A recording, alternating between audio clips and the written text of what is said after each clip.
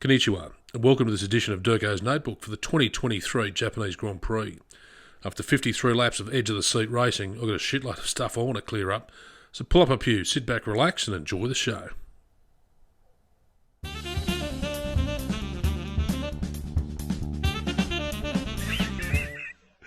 You wouldn't fucking read about it. The Honda-owned Suzuka circuit would be in my list of top 3 circuits to race F1 cars at. I think it's iconic. Its figure of 8 layout, the corners such as 130R, Spoon, the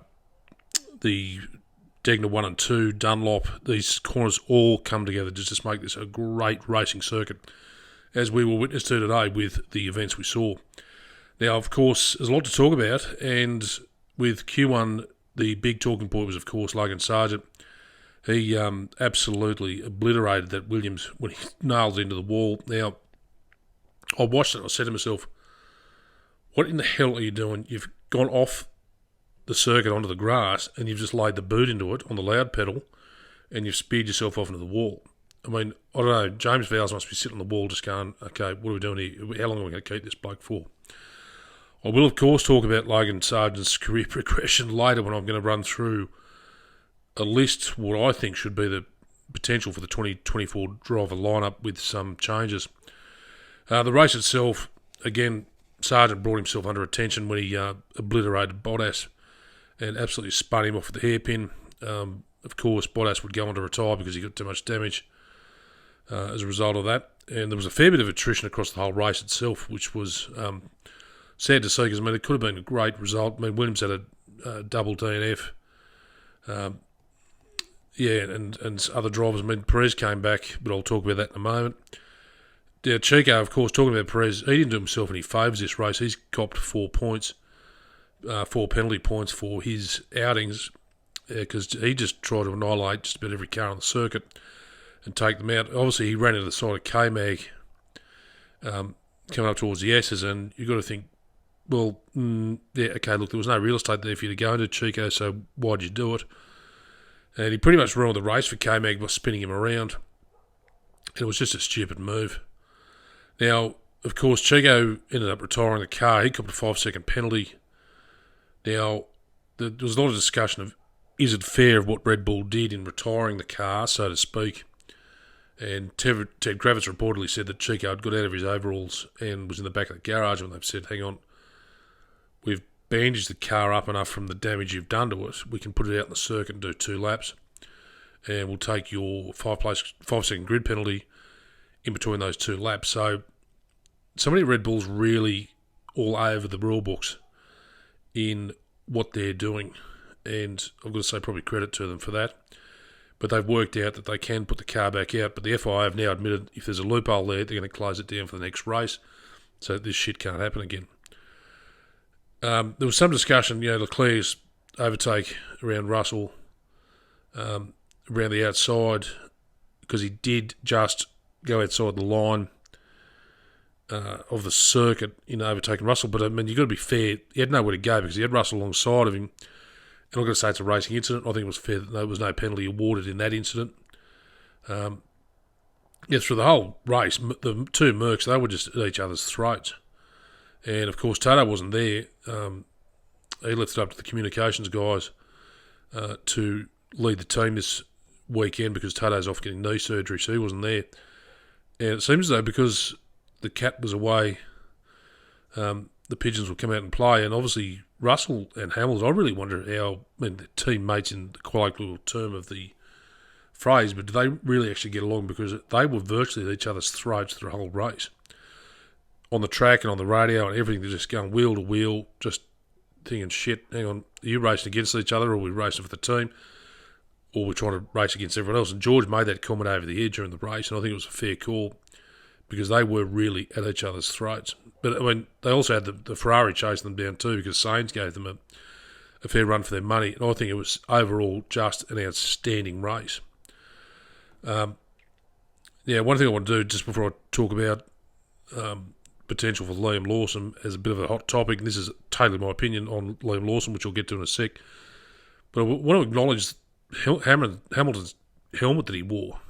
It was a great helmet, but I don't know if anyone else noticed the self-leveling camera that he had on the side of his car. So when he turned into turn 1 to 2, the car would bank with the corner, but the camera stayed dead flat. And then he was coming through Spoon Curve and into 130R.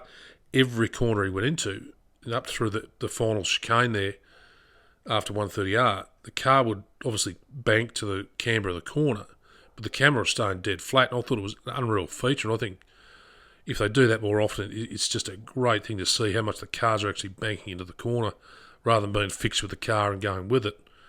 I think it was just great, that self-leveling camera. Now, I want to talk about Liam Lawson and potentially where he could go, because obviously, as we can see from the announcements, that AlphaTauri are retaining Ricciardo and Tsunoda for next year. And with that announcement, obviously Liam Lawson's out of a seat. And if you listen to what Crofty had to say, he's going back to the reserve driver role. But I think there's a different option for him. I think based on Chico's performance during that race, that there's no way he could potentially keep his seat with Red Bull for next year. And I think Red Bull have got to look to the future if they're going to maintain their driver lineup. They need to get another young driver in there, because obviously Chico is ageing. He's had a long career so far, and he's now just starting to trip over himself or other drivers, as we saw at this Japanese Grand Prix. So there is potential to arsehole Chico out of the seat and put Liam Lawson into it with Max. He's going to be the perfect number 2 to Max, because he's in the big team. He's got potentially shown that he's a great racer. He can bring the car home and do as he's told. So could he potentially replace Chico Perez at Red Bull for 2024? And they could put Chico in as a reserve driver to cover both teams. That's one option. And the other option for Liam Lawson is to go on loan, so to speak, to another team, that being Aston Martin Racing.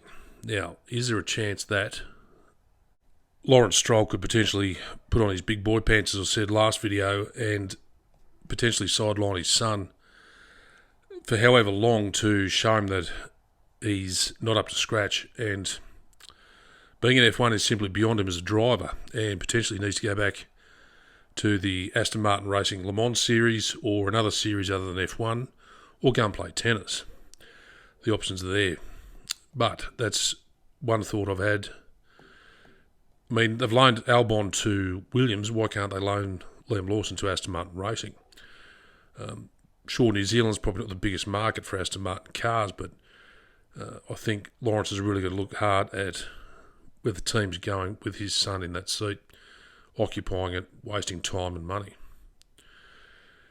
And of course, there is a third option, which has already happened before, and that could be that, obviously, we've seen Logan Sargent pretty well stuff up this weekend, bin the car in Q1 and then retired it, because he drove to the side of Bottas and flipped him, as I said.